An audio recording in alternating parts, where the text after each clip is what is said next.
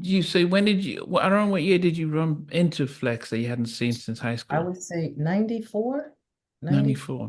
Or, yeah, because 95, that's when Every Day and Every Night came out. So it was the fall to winter of 94.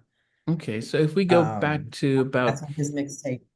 yeah, so if we go back to say 90, well, by 92, we're getting Uptown, Yeah, Jodeci, Mary J. Blige, we're getting that SWV was with I'm another So Into You. influence. So when Uptown and SWV and the intro, all that stuff was coming out, are you then thinking, oh, I can get there, this should be me, or are you still thinking, let me just write and demo songs? Well, because that's a pivotal time. Just wondering what was going through your mind then. That's a good point. That's a good point because I do have to give that its proper acknowledgement. I lived in the Bronx in that neighborhood near Mount Vernon where Heavy D, Al B. Sure, Uptown Records artists lived and existed.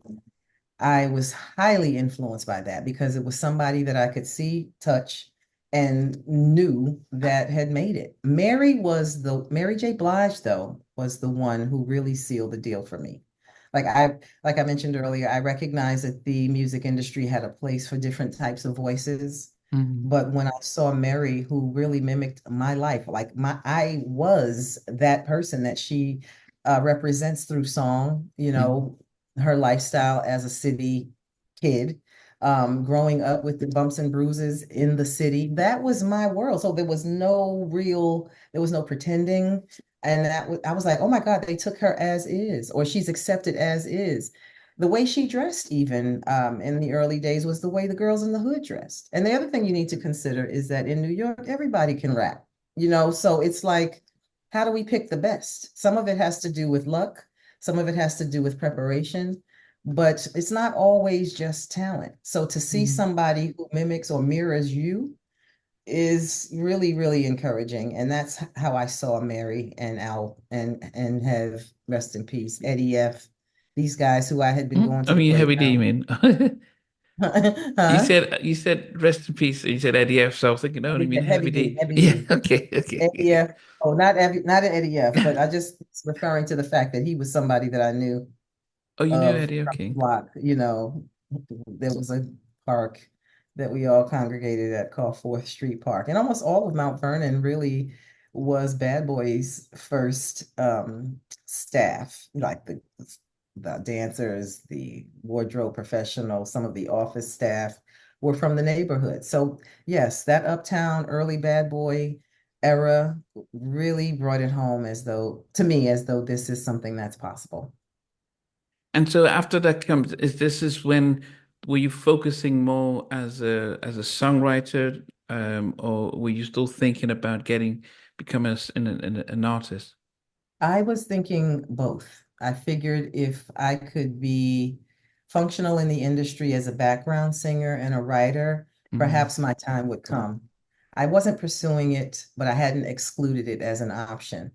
Running into Flex allowed me to pivot. I wasn't a girl group. We were aspiring to be a girl group. I was afraid to be a solo artist for mm. some reason. I didn't want to be on the stage alone.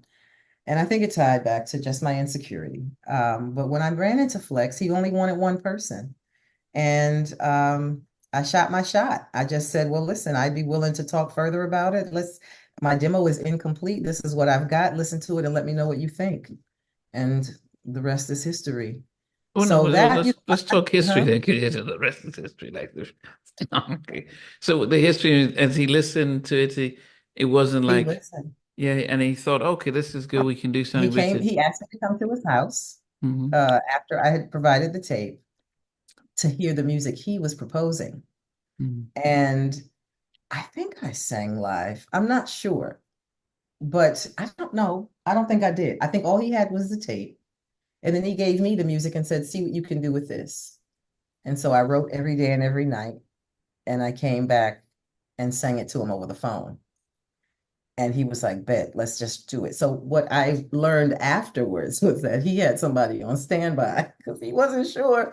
I didn't know how it was going to work out either. I'm nervous, but we pushed through, and you could tell, that I was not really, in some ways, if you compare that early song to my later songs, I wasn't as savvy, but it wasn't bad for my first time in a professional studio, and it was enough to get him to want to continue working with me. So I think we were both on pins and needles, but it ended up working out.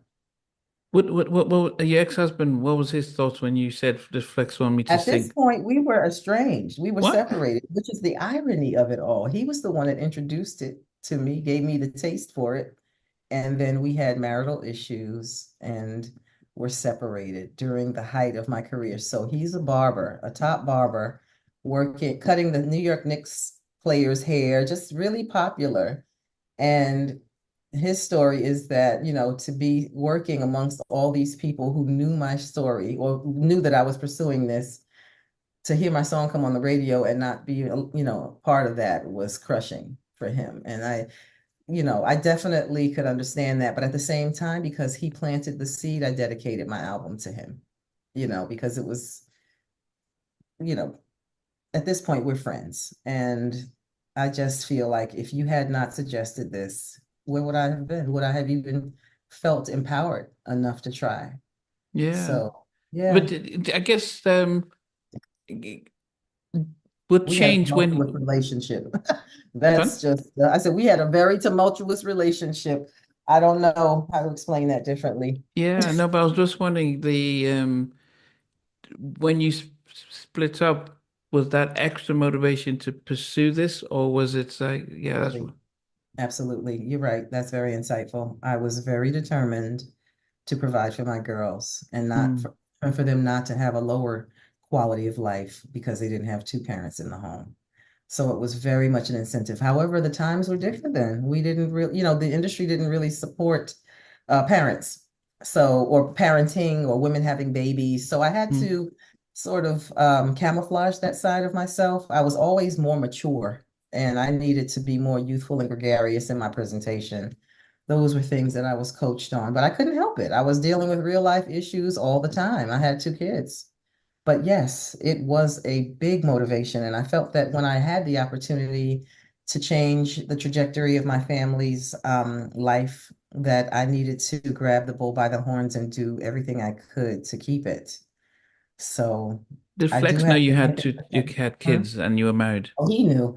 He and Okay. I talked frankly. He understood, but I also committed to not letting it be an obstacle. And I did that. I did have a good support system that allowed me to travel on demand. It allowed me to attend parties and networking events.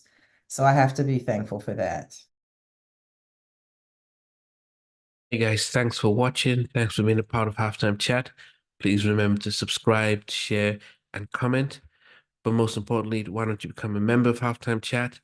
We've got amazing videos, amazing perks, and being able to support the channel. But anyway, thanks for watching. Take care. I never participated in that category. And somewhere in between. For even loving us, on which I didn't miss you with. What was it like growing up? She's still making an impact on 4 houses down. I have a couple of pieces. Trying to get this one and that one. That works for you, but just for me,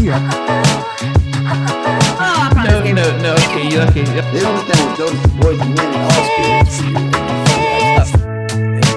Play it. I mean, I love all different genres.